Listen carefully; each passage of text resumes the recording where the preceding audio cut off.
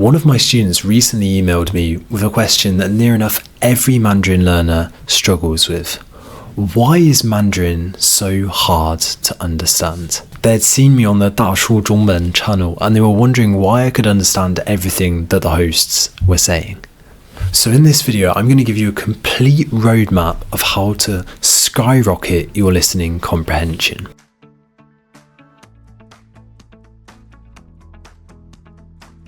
Step number 1, identify your bottlenecks.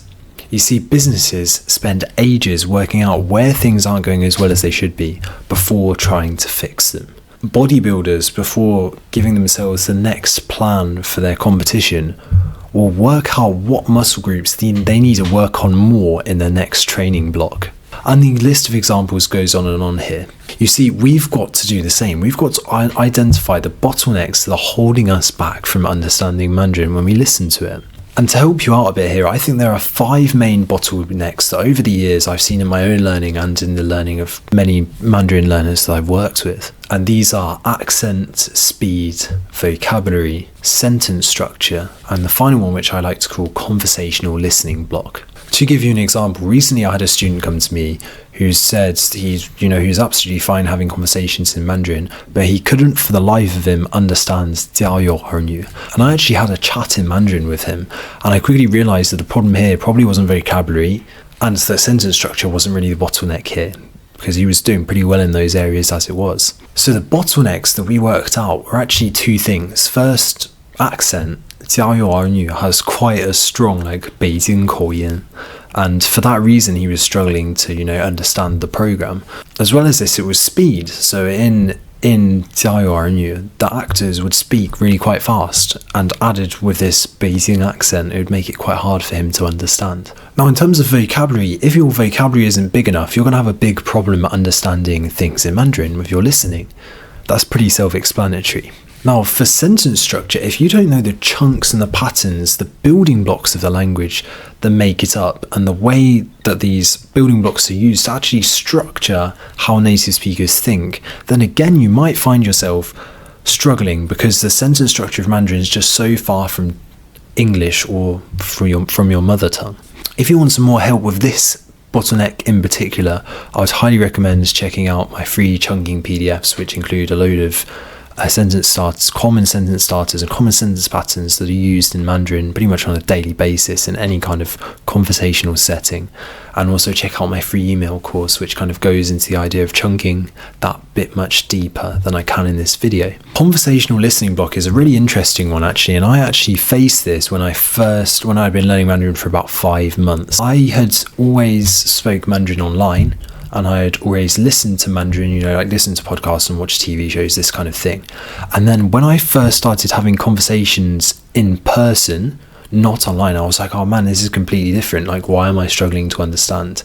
And I call this conversational listening block. Now, you might get this because you haven't had much practice in person. You might also get this because you feel a lot of pressure from being in person. But all of these can create a listening block, and we'll talk about that a bit more later. So I want you to take the time right now, have a think. What are your bottlenecks? What is holding you back out of the 5 that I've just mentioned from going further with your Mandarin listening? Step 2, finding solutions. Now we know where the problem lies, we can implement very specific solutions to try and solve them. A bit like if you go to the doctors and you get diagnosed with a certain condition, then you're going to be given a specific treatment plan to try and treat that condition and to, let's make it suitable for your current situation. Now, to make it more personalized and specific, you'll actually need to watch step 3. But for now, I'm going to give you some very general guidance as to how to implement solutions to tackle the 5 bottlenecks which we've mentioned. Number 1, accent. When we're learning Mandarin, we want to be aiming in general for, standard Mandarin and having everyone be able to understand us. And you also want to be able to understand standard Mandarin very well, as that's kind of your foundational basis. But if you go to China, you'll find that actually not everyone speaks standard Mandarin, and it can be a huge shock for you if you've just stuck with standard Mandarin your whole learning journey. So if you find that accent is your bottleneck, what you need to do to solve this is expose yourself to lots of different accents in order to be able to, get over this hurdle. So for me personally, in the past, because I've always focused on Northern Chinese, I had to, listen to Taiwanese Mandarin podcasts to get myself used to that accent that I hadn't really encountered before, or listen to kind of more native speakers from the south of China, so that I was getting more used to the southern kind of accent. So for me, like a kind of more northern accent had become the norm. So getting to get out of my comfort zone and, overcome that bottleneck, that's what I had to do. And I recommend you doing the same. Number 2, we have speed. So for this, I recommend 2 things. The first of which is line by line imitation. Now, I do this a lot with like a lot of my students over at Chunking Chinese, and they all seem to really love it and find it very, very useful. But I've also given like a kind of lot of content for free to do this, which you can check out with my Speak Mandarin with Me playlist. As well as this, there's also like the auto pause function on Language Reactor, which can help you do something similar, where like it automatically pauses after every line, so you have time to imitate. So you could also give that a go. Another solution is that over time you want to be gradually increasing your ratio of native content to learner content. So a lot of us will make the mistake of just sticking with learner content because it feels comfortable.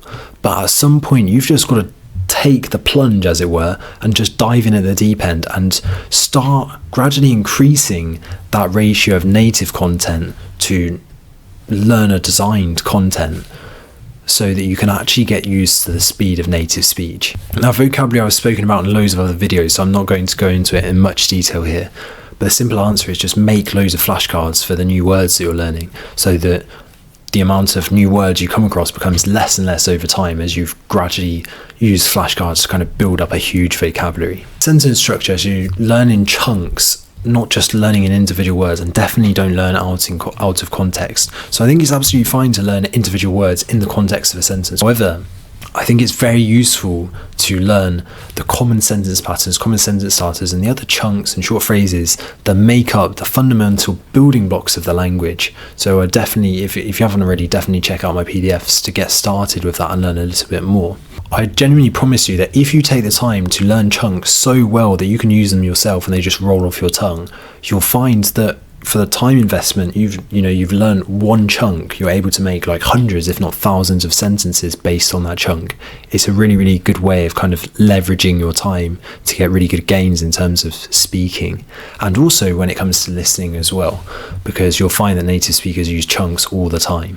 Finally, for conversational listening block, the answer is really simple. You've got to get yourself speaking more, and if it's particularly in-person speech, as I originally struggled with, then you've got to try and find a way of getting more in-person practice with the language and not just online. Now, if we stop here, it's likely none of us will actually get over our bottlenecks and actually go and do what we've just spoken about, and we'll be very unlikely to actually stick with the solutions that we've just implemented in the previous step. Why? Because of this invisible resistance that I like to call friction. Friction is just that, this invisible resistance that's stopping us from doing what we should be doing. For example, I've spoken before on this channel about me going to the gym. Since I've moved flats, the flat that I'm currently in is a lot further from the gym. It frequently rains in Manchester, so that's another little bit of resistance there as well. And both of these factors create an awful lot of friction when it comes to me working out. So these are things that are somewhat invisible, but are literally stopping me from going to the gym, and maybe just enough to convince me not to go at all.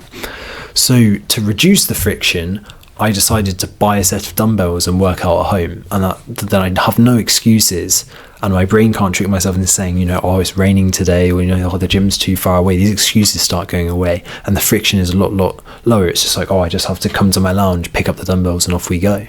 Now, for listening, it's exactly the same. We all know we need to be listening to Mandarin, but not many of us do it because of these little nagging pieces of friction that are holding us back. So how can you get rid of this friction? Well, there's a few ways. You can create an auto-download kind of playlist for loads and loads of Mandarin podcasts, so you never have to think about what podcast you're going to listen to, and you have to worry about running out of things to listen to. You can also put a ton of videos in advance in your watch later playlist on YouTube, and then go and watch one of them a day. These are all things that I personally use on a daily basis in order to reduce friction. For flashcards, I suggest it's a very good idea to try and find a way of automating their creation. This is something that I discovered way too late, but you can do it straight away. So you can use tools like, and sadly they are all paid at the moment, the kind of tools that are available for this. I really like using Language Reactor. I really like using my own kind of Anki generator that I built with a friend as well. That's really, really useful. So both of these I use on a daily basis in order to just automate my creation of flashcards, so the friction is so much less than it used to be, and it takes a lot less time. It saves me literally hours. By the way, if you are interested in my Anki generator, you can go and check that out down below, link in the description as well. Step number 4, we all want to kid ourselves into believing that if we just listen to 10 minutes of Mandarin today, it's going to be enough, and that one day, you know, everything's going to slot together and we're going to suddenly understand everything. And I hate to be the elephant in the room here, but that's really not the case. A student once asked me in a coaching call about their Mandarin learning plan. If they're really, really busy with work, what is the minimum I would recommend that they listen to on a daily basis? What they do for their Mandarin learning on a daily basis, you know, when times get tough and they're really busy with other things in life, what should they be doing? And because they want to try and learn as fast as possible, I said, like, I want you to do a minimum of 1 hour a day of listening and finish your Anki reviews for the day. Now, for a lot of people that might be somewhat unrealistic depending on what your situation is, but I want to challenge you every day, do at least 30 minutes of Mandarin listening. Now, depending on where you are, that might sound really, really difficult, or that might sound way too easy. Like, if that sounds easy, like, oh man, up that 1 hour, 2 hours, 3 hours a day. Listening more is definitely better. But if that sounds like too much to you, it might be a lot more realistic than you might think. You can literally slot Mandarin listening into your life anytime your ears are free. I listen when I'm commuting. I listen when I'm doing the washing up. I listen when I'm cleaning, or, you know, all of these kind of things are times where you could be listening to Mandarin. So let me tell you this, real Mandarin study doesn't have to be, and in fact shouldn't be, just sitting at a desk. If that's your idea of Mandarin study and that's the only way that real Mandarin study can occur, I want to kind of break that myth for you right now. It really doesn't have to be that way. Mandarin study can be you going out and walking your dog and listening to a podcast while you do it. One of my students over at Chunking Chinese, you know what his way of Mandarin study is? Like, he goes to a Mandarin speaking church. Like, I would consider that great Mandarin study. You know, as long as Mandarin's tied to something important and relevant in your life, it's going to be a lot easier to learn and a lot easier to slot in. So don't feel desk tied. You know, there's lots of other things you could be doing to learn Mandarin, and you could be doing to slot more listening into your routine. So I think the big one for most people that I want you to take away here is that to get good at listening, you need to listen an awful lot. So most people aren't probably listening enough. Now, there is actually one kind of technique and workflow I would highly, highly recommend in order to improve your listening comprehension in Mandarin. And we don't quite have time for it in this video, but I've got a whole video on it right here, and I'll see you inside over there to talk about it a bit more.